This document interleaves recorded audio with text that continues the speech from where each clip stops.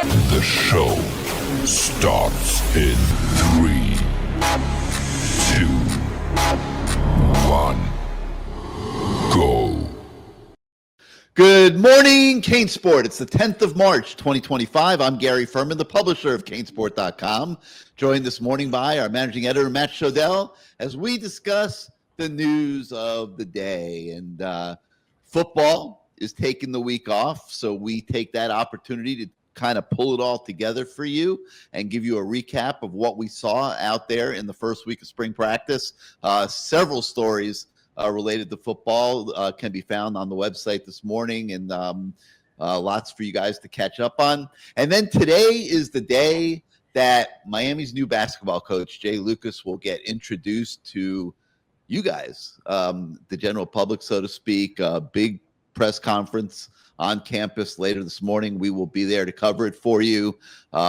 Boosters are going to have a reception with the new coach, and Jay Lucas will be fully integrated into the University of Miami community by later today. And we gave you a lot of stuff in the last couple days, kind of letting you guys get to know him a little bit. We took a look at his basically how the Lucas family has made basketball their family business at so many different layers. We spoke to his dad, John Lucas, who's spent his life in basketball and got some amazing stories. Kobe Bryant used to drive little Jay Lucas to school. I mean, just amazing story after amazing story. And there's a Jim Larinaga connection there as well. So you guys are going to want to check all that out. And obviously, also at the end of last week, we brought you the inside story on the hiring of Jay Lucas and how the whole process went. So lots of basketball coverage for you, lots of football coverage. Matt, let's start with football. That's always at the front of people's minds. And I think this spring practice format, which runs over 6 weeks, where they have 3 practices, then take like 10 days off and then start up all over again, is a little bit nuts. But they basically took the first 3 days to work in shorts and get a feel for their team. And on the website this morning, we have an analysis what we learned in week 1 of spring practice. And you and I are pretty much in tandem on just about everything. And I'll go through some of the stuff. But let's start first with your general impression of the first week of spring practice. It's a mystery. I mean, they were in shorts, running around. They looked good running around. The intensity was good. The attitudes were good. This is not a team where we used to call it a library. It's the opposite, which is very encouraging. I don't know if it's good or bad, but honestly, like, the younger guys look better than the older guys. So I don't know. I don't know what that's all about. I mean, Mario obviously knows how to recruit, and there's probably double-digit freshmen and second-year guys who look as good as any of the upperclassmen at their respective positions. And I don't know if that's, again, is that a positive? Is it a negative? Does it mean the older guys are bad or the younger guys are that good? I don't know. To me, at some point, this program has to turn the page on the transfer portal. I understand in basketball, you can succeed only in the transfer portal. You don't even need to recruit in basketball, because all you need is 3 studs out of the transfer portal every year, and then just a couple of decent guys left over, and you can be a top 20 team. Football is different. You can't survive the way Miami is year after year. Miami had 11 starters that were transfer portal guys last year. I think it was 16 guys that played 200 or more reps. I just looked at this yesterday. They had 16 transfers, whether from this past year, Keith Messer was a transfer, for instance, right? Like, guys who did not sign with Miami. 16 players on the Miami team last year played 200 or more reps. 15 players who were recruited by Miami played 15 or more reps. There was more players on the team last year that were not recruited that got the majority of the playing time. So if Mario's the great recruiter and developer of talent that people think he is, at some point that's going to show out. And will it be this year? No, because they've already got, 8 starters from the portal. They're going to get more in the second transfer window. There's going to, again, be probably 10 transfers that are in the starting lineup. But But when you watch practice and you see these defensive linemen and the Jordan Lyles and JoJo Traders and even Nikars and Malachi Tonys of the world and the Elijah Loftons, and you just start to say, I see where it's going, and I know some fans, like one guy who's covered the Hurricanes forever, watched practice and said this is an 8-win team. I'm not saying that. I still think they win 10 games. It's a tough schedule. A lot will hinge on Carson Beck, because one thing I have taken away from just 3 practices, as little as we watched, is there is no other quarterback on this team that will win 10 games except for Carson Beck, who we haven't even seen. If any of these other 3 quarterbacks were starters, this is maybe an 8-win team, maybe 8 wins. Like that's and I'm not that to me, that's a fact. That's not even my opinion. That's a fact. Okay. So Carson Beck, A, has to stay healthy. B, has to look good. Georgia fans, some of them were happy to see him leave. It was like they had Tyler Van Dyke syndrome over there. It was bizarre. Like, the guy was amazing 2 years ago, and then last year led the SEC in interceptions and had some really bad plays, but still showed NFL talent. Like, he's an NFL talent guy. He's a first, second, at worst, third round NFL talent guy. I mean, everyone pretty much agrees with that. You just got to stop making mistakes. So, you add all that together, you juggle it around in a big pot. And again, I say, I have no idea. Like, it's a big mystery, because I think this will be like the Sam Brown thing. I think there's going to be some guys this year that fans are going to be like, why is this guy starting? The guy behind him looks better. Like Isaiah Horton looked better than Sam Brown. Why isn't he playing? Like, stuff like that's going to happen at a bunch of positions, I have a feeling, this year. And again, it comes back to coaches paying money to transfer guys and wanting to use them. The transfer guys having the experience, coaches not wanting to trust a young guy who hasn't done it that much before. And, we're going to see how it all shakes out in the end. I've already talked on the show about, I'm a big proponent of playing the best players. I'd rather they go 100 miles an hour in the wrong direction than 10 miles an hour in the right direction. But much smarter people than me are running the program. So who am I to argue? Isn't playing the best players subjective, though? I mean, who I think is the best players might be different from what you think is the best players. So, no, you're understanding. Best players means best athlete, not the guy who overall knows the most, right? That's what I'm trying to say. If this guy runs a better 40 time, jumps higher, has better hip flexibility, like, that's what I mean by better player. Now, he may not know what he's doing, which is why he's on the bench, right? But what I'm saying is, I would play that guy. I would play that young guy and get him some reps. That's what I'm saying. Yeah. All Sorry. Right. So let's touch on some of these things. I'll start with quarterbacks, since you mentioned it. And no quarterback on the team can win more than 8 games. And I'll tell you, like, I thought Emory Williams looked better than Judd Anderson and Luke Nickel. That's the problem, right? That's the problem. I agree. And they're going through spring practice with the fear that Emory Williams might go in the transfer portal. Like, let's be real here. Like, there is a chance. Can I interject? Can I do a Ferman and interrupt you? Because I literally asked a coded, veiled question to Shannon Dawson, the final availability on Friday. Yeah. One of those dog whistles that all the reporters talk about. I gave that to Shannon Dawson. I said, Shannon Dawson, I have a very important question for you. I said, are the days of having 4 really good quarterbacks on your roster over?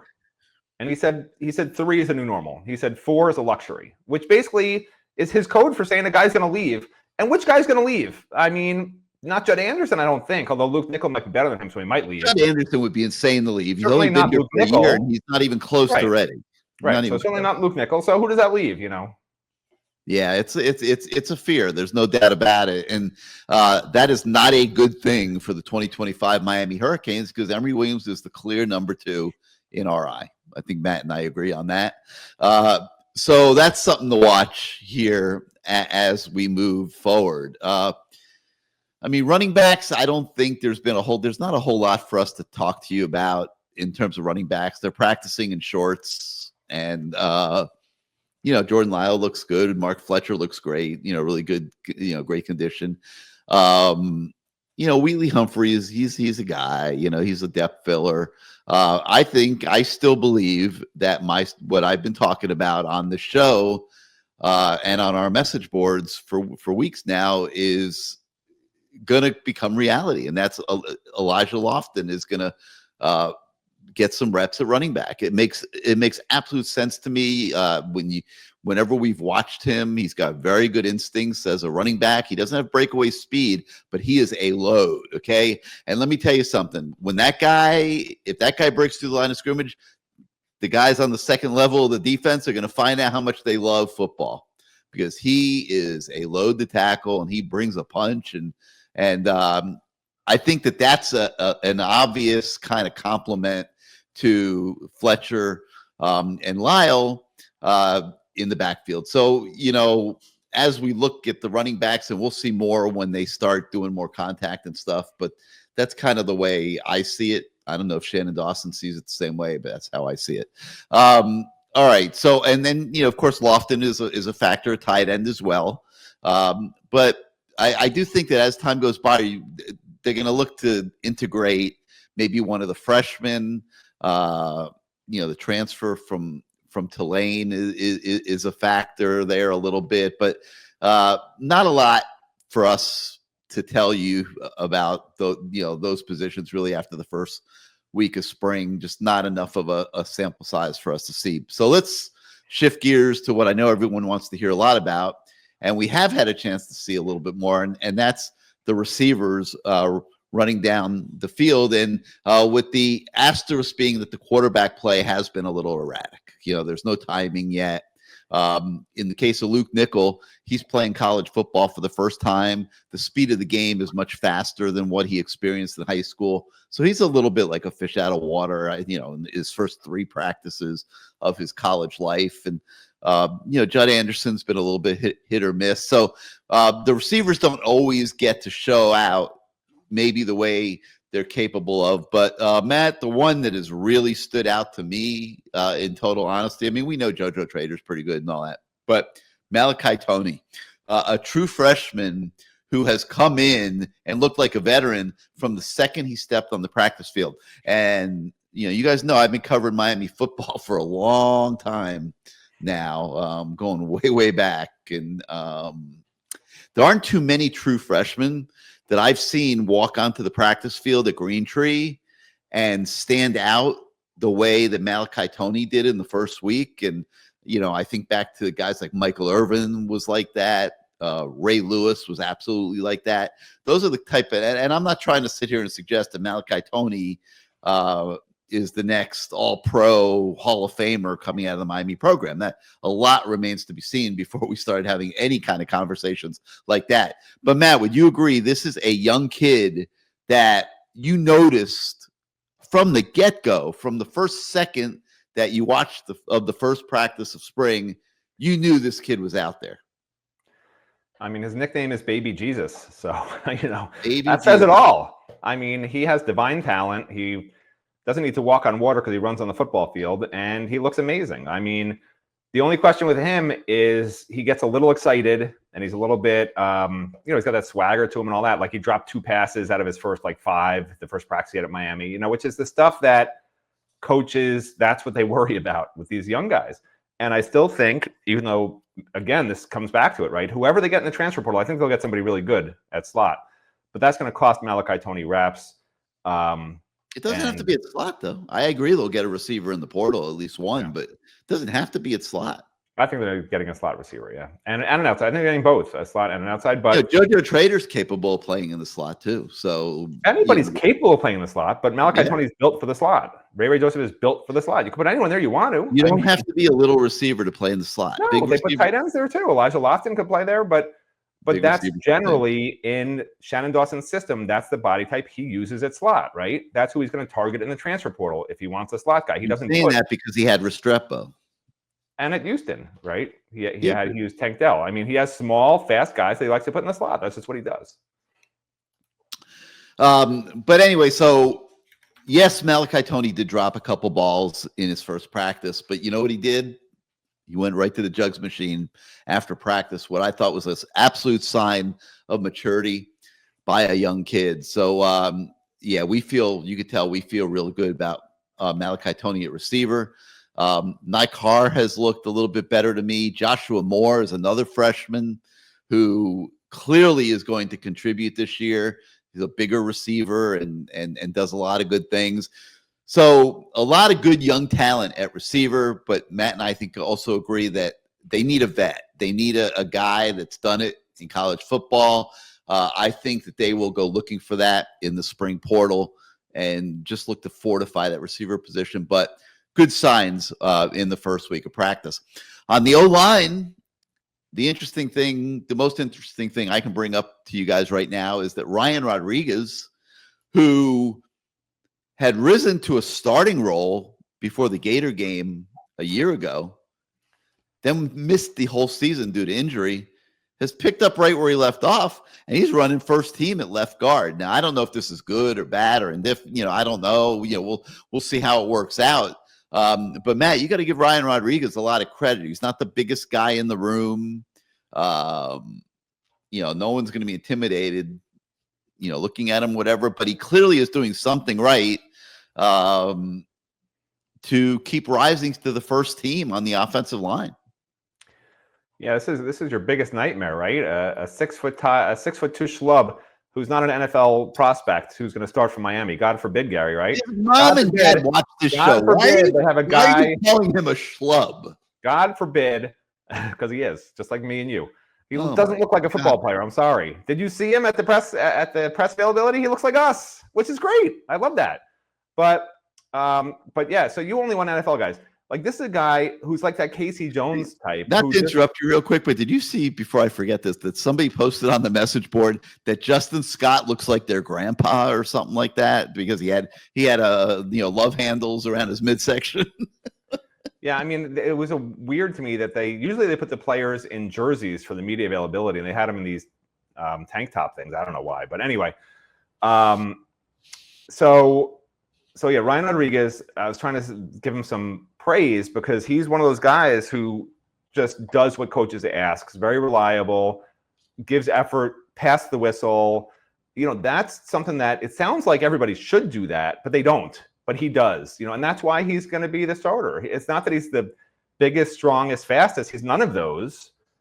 But his effort alone is why Alex Mirabal and Marcus Wall love him, because it rubs off on the rest of the linemen. I mean, he will not take a nanosecond off. I mean, they could literally, I think there was some news over the weekend. They think aliens are real now because the U.S. government's declassifying stuff.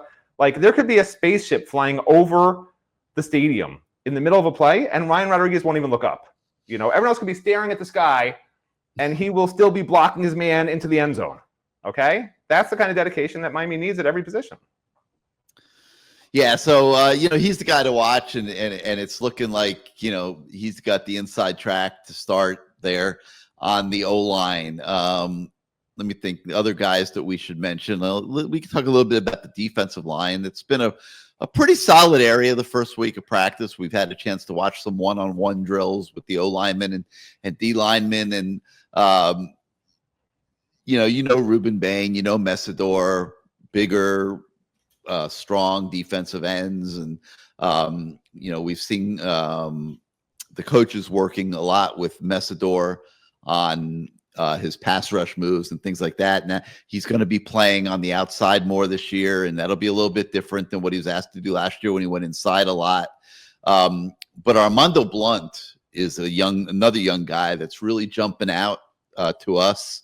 And I wouldn't be shocked if Armando Blunt has a third down pass rush role on this team this year, which might necessitate somebody going inside, and that could be Messidor again. I don't know how happy he would be about that, but really whoever the better edge rusher is going to be outside, and then the other guy is going to probably have to go inside. And then another guy that has jumped out a little bit is David Blay, the transfer. He's a big body on the interior and getting a lot of work here early in camp. Matt, your impressions of the D-line so far in spring practice? I mean, Armando Blunt's an every down defensive lineman. He's not a specific pass rusher, so I don't know where you're getting that from. But I would argue Cole McConaughey. I think that could be a role for him this year. I don't know that he's going to be. I don't know why that would be a role. I mean, Cole McConaughey is going to be the quicker off the edge. I mean, that's just how it is. If they're 3rd and 10, 3rd and 11. You don't need him off the edge, but he'll be in the 2 deep. I mean, he's too talented to keep off the field. Long way to go. Yeah, and I mean, Justin Scott looks good. David Blay has looked fine. And Messidor and Bain are outstanding. You know, if they stay healthy, they've had injury problems. Okay. But if this whole line stays healthy, I mean, you could just roll one guy after the other. There's so much talent. This is probably, I think, the best looking defensive line I've seen, top to bottom, in a long, long time. They're really, really talented. Right now, the problem is going to be linebacker and safety on defense. But when I say problem, I mean areas that we aren't sure. You know, I'm sure the defensive line is going to be really good. I'm sure that the cornerback's going to be really good.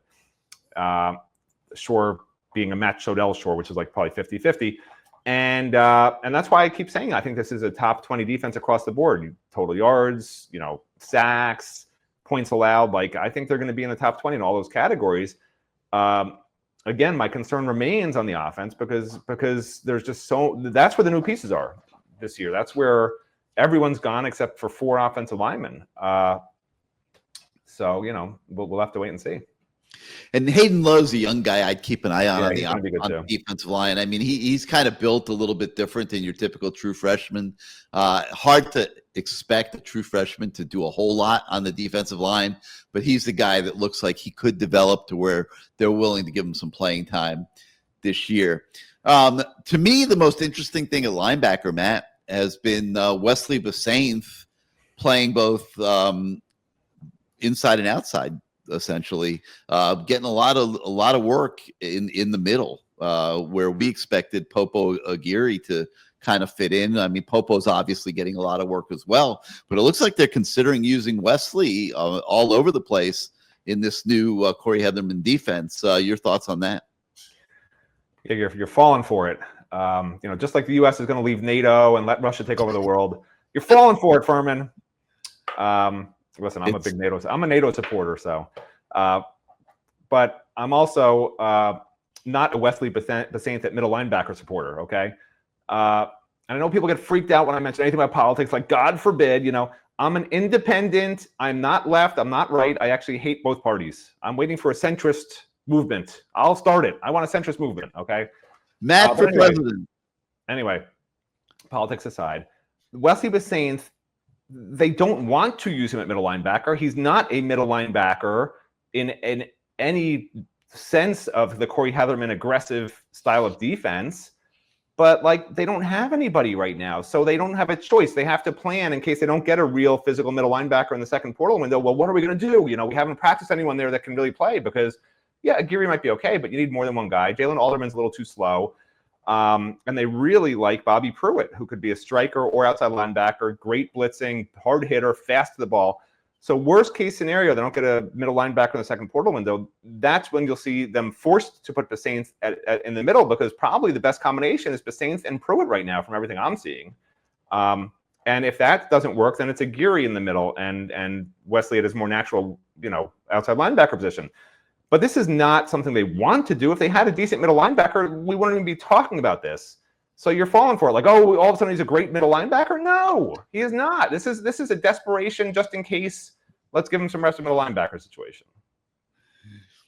All right. And at defensive back, obviously, you know, that's the focal point position of spring practice, and so many new bodies out there. It's like you got to keep checking your roster just to make sure that you're watching the guy that you think you're watching. And Matt, a guy that's jumped out to me is Xavier Lucas. I think that he's exactly what they need to start opposite OJ Frederick next fall, and he's a bigger body. He looks like he's got decent cover skills and athleticism, and I'm expecting Xavier Lucas to be a starter for the Miami defense this fall, but they have added depth, obviously there, and I think it shows in practice. I mean, I think the receivers look like they're better covered than they were a year ago, and obviously sometimes they're hitting plays, sometimes the defense is winning, but I feel that Miami's headed in the right direction in the defensive backfield. Not sure I want to get too crazy about it yet until we see a lot more, but I've been encouraged by the emergence of Lucas and some of what we've seen from the other guys. Yeah, I mean, the dumb thing with Lucas, you know, this whole couldn't go in the transfer portal thing. I mean, because of that, why are they making him wear a Wisconsin jersey in practices? Like, I guess they're not allowed to put him in a Miami jersey yet. Is that why he keeps wearing the Wisconsin jersey in the practice field? I don't know. I'm just kidding. But it's great they got him because he looks. My thought heading into spring practice was that Charles Brantley would be the guy because Xavier Lucas. I mean, I know fans love him. He's from American Heritage. He's great. Blah blah. He was a backup. He didn't play a lot at Wisconsin as a true freshman. So Charles Brantley started and was really productive at Michigan State. Got hurt a few games or whatever, but he's playing now. And Charles Brantley does not look good. He looks like Mish Powell. He's getting beat. I know Mish Powell's a safety, and I know that totally different situations because. I take that back. Not totally different, but Brantley's much thinner. But they both could be nickels. I could see Brantley at nickel, but he's having trouble staying with guys. He looks a tad slow. I don't know if he maybe lost some strength or weight from being hurt, whatever it was. I don't know, but he doesn't look right. And Xavier Lucas looks head over heels better than him. So, right now that's the guy who stands out as the guy who will and should start opposite. OJ Frederick, but Lucas has gotten beat, by Jojo Trader, for instance, by 2 steps the last practice we watched on a deep route. But notwithstanding that, I mean, he's physical. He's a bigger corner. He can cover those 6'3", 6'4" physical receivers. You need someone like that. Brantley can't do that. Brantley's a skinny guy, and honestly, I mean, he hasn't looked that fast to me. So again, maybe it's because of the injury. I don't know. But I think that's fine. That's a good duo right there, and nobody else has really stood out to me at cornerback yet. So we're not allowed to talk about injured players. So I don't know. We'll see. I mean, safety is a bigger concern to me right now than corner anyway. So. Yeah, I agree. But one guy that has stood out to me there is Zechariah Poyser, the transfer from Jack State. Big body. Seems to have decent range at safety, decent anticipation of plays. I think he's got a chance. I really do.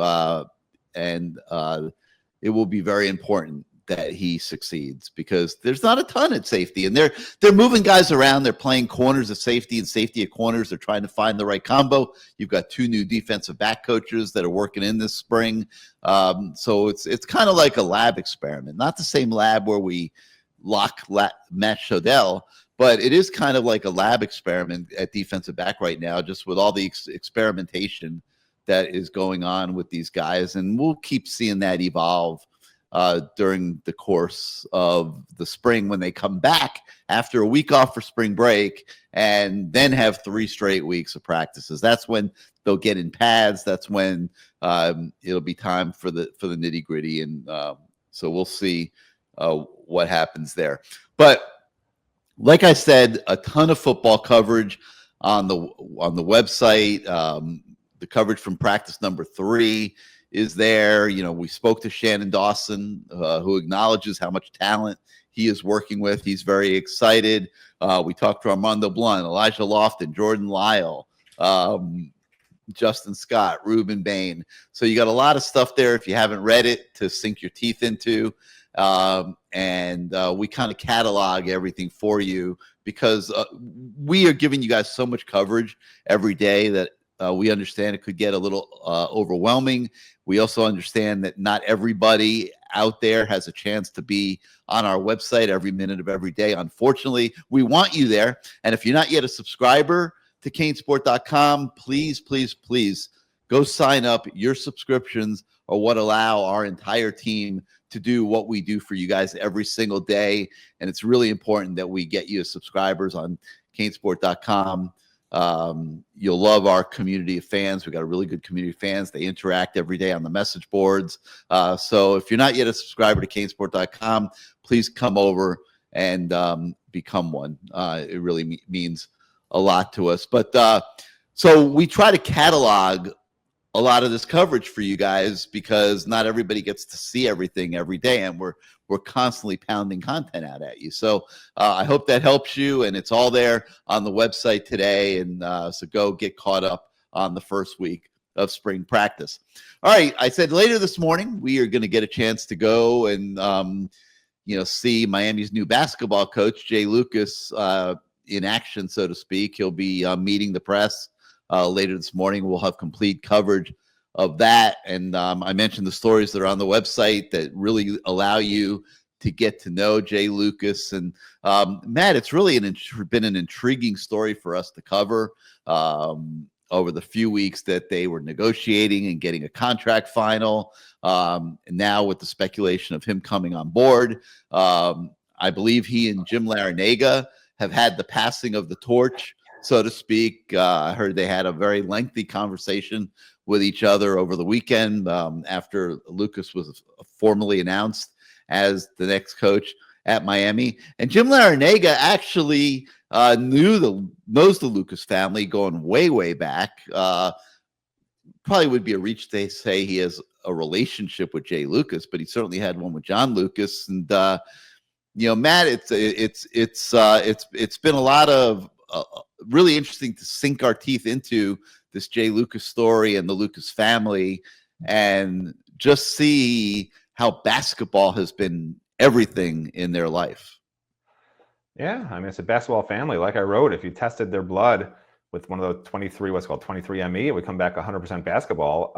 This is, as the dad told me about Jay, when Jay was I guess going to the McDonald's All-American game when he was in high school back then. He was a good player, obviously. He said you can either work at McDonald's or be in the McDonald's All-American game. Like that, they're two different jobs, and they're both jobs. So his job has been basketball forever. The only thing that I think could hold back Jay Lucas is year one and money. And by that, I mean, he needs a lot of NIL money to get the guys, because they have to do a total revamp of the roster. Obviously, everyone knows that. And then when I say year one could hold him back, if year one doesn't go well because of whatever, like we saw this year, obviously things went south when some people thought that would be a good season with some of the transfers they added.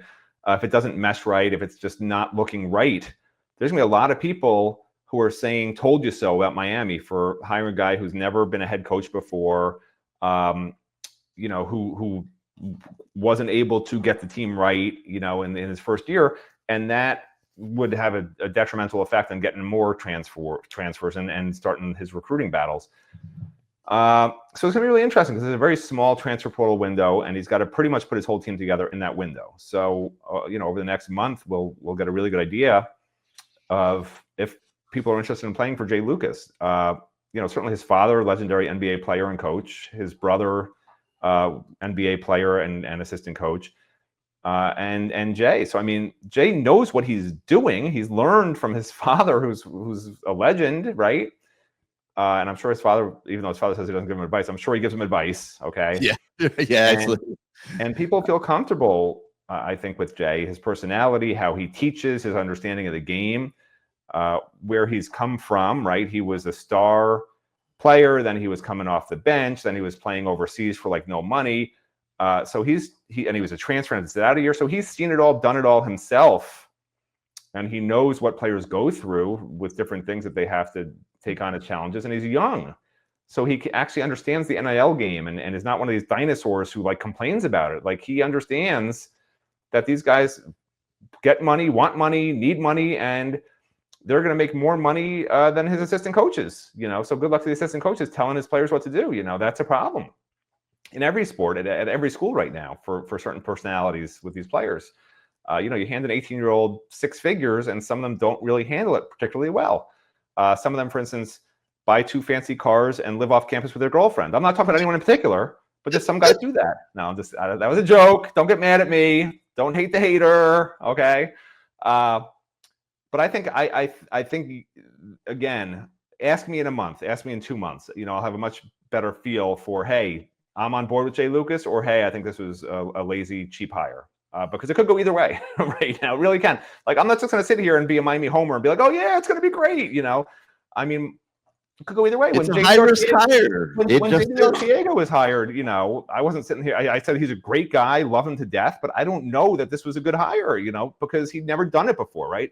So how is this any different? Like, I'm not going to sit here and say it's different just because it's basketball instead of baseball, right? I mean, JD had experience with great coaches. He had experience as a high-level pitcher at Miami. He knew what he was doing. And the team was a disaster last year, and UConn apparently right now is better than Miami, okay? So UConn went through the series 3-7, although I understand they beat Vanderbilt before that in a midweek game, whatever. So, like, I'm just not ready to throw my cards that normally would go to Ukraine. Ukraine has all the cards right now. I don't have any of the cards. I'm not throwing my cards into the Jay Lucas camp until I see. I want results. I want to see before I make any predictions. Like, that's just the truth. Like, anyone who sits here, any reporter who says, oh yeah, it's going to be great, he's going to be amazing, here's why, they're making it up. They don't know. Nobody even knows if the Boozer twins are going to be interested in coming to a program where they may have to play with guys who are not as good as they'll play with at Duke. You can offer them the same amount of money or more money. You can have them stay home with the guy who recruited them, who they love to death. But will they be comfortable playing at a program where the guy's installing new systems with all new players who maybe aren't going to be as good as guys at Duke who already know their system, know what they're doing, and they're going to be playing with great players at Duke? And guess what? When you play with great players, they make you look better. They make you better. They challenge you when they're playing in practice against you or with you. So these are all things that the Boozer and everyone else who's going to transfer to Miami potentially is going to have to consider very, very long and very, very hard when they make a decision. All right. And also on the website today, an enormous amount of recruiting coverage, as always.